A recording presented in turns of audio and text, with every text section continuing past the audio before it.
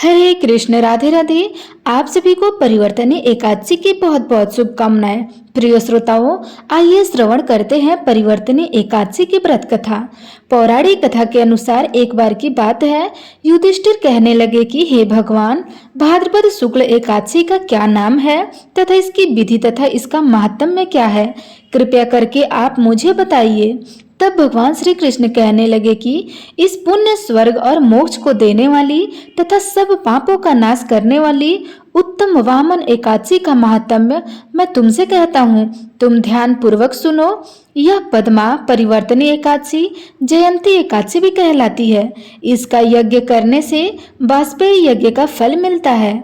पापियों के पाप नाश करने के लिए इससे बढ़कर कोई उपाय हो ही नहीं सकता।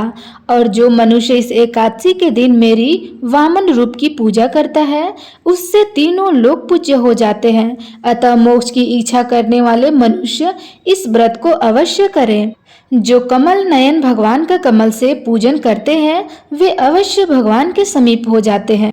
जिसने भाद्रपद शुक्ल एकादशी को व्रत और पूजन किया, उसने ब्रह्मा विष्णु सहित तीनों लोकों का पूजा कर लिया। अतः हरिवासर अर्थात एकादशी का व्रत अवश्य करना चाहिए। इस दिन भगवान करवट लेते हैं, इसलिए इसको परिवर्तनी एकादशी भी कहा जाता है। भगवान के वचन सुनकर युधिष्ठिर बोले कि हे भगवान, मुझे अति संदेह हो रहा है कि आप किस प्रकार सोते और करवट लेते हैं तथा किस प्रकार राजा बलि को बांधा और वामन रूप रखकर क्या क्या लीलाएं की। चतुर्मास के व्रत की क्या विधि है तथा आपके शयन करने पर मनुष्य का क्या कर्तव्य है, सो आप मुझसे विस्तार पूर्वक बताइए। तब श्री कृष्ण कहने लगे कि हे राजन, अब आप सब पापों को नष्ट करने वाली कथा का श्रवण करें। एक समय की बात है, त्रेता युग में बलि नामक एक दैत्य था। वह मेरा परम भक्त था। विविध प्रकार के वेद सूक्तों से मेरा पूजन किया करता था और नित्य ही ब्राह्मणों का पूजन तथा यज्ञ के आयोजन करता था। लेकिन इंद्र से द्वेष के कारण उसने इंद्रलोक तथा सभी देवताओं को जीत लिया। इस कारण सभी देवता एकत्र होकर सोच विचार करके भगवान के पास गए। तब बृहस्पति सहित इंद्रादि देवता प्रभु के निकट जाकर और नतमस्तक होकर वेद मंत्रों द्वारा भगवान का पूजन और स्तुति करने लगे। अतः मैंने वामन रूप धारण करके 5वां अवतार लिया और फिर अत्यंत तेजस्वी रूप से राजा बलि को जीत लिया। इतनी वार्ता सुनकर राजा युधिष्ठिर बोले कि हे जनार्दन, आपने वामन रूप धारण करके उस महाबली दैत्य को किस प्रकार जीता।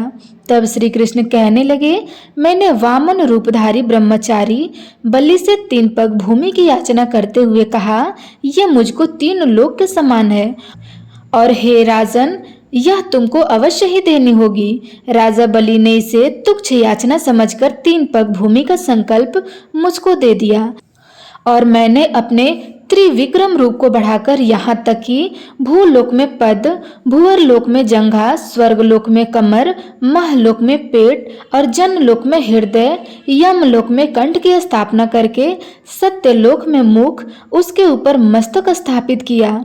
सूर्य, चंद्रमा आदि सब ग्रह गण, योन, नक्षत्र, इंद्रादि देवता और शेष आदि सब नागगणों ने विविध प्रकार से वेद सूक्तों से प्रार्थना की। तब मैंने राजा बलि का हाथ पकड़कर कहा कि हे राजन, एक पद से पृथ्वी, दूसरे से स्वर्गलोक पूर्ण हो गए, अतः अब मैं तीसरा पग कहाँ रखूं।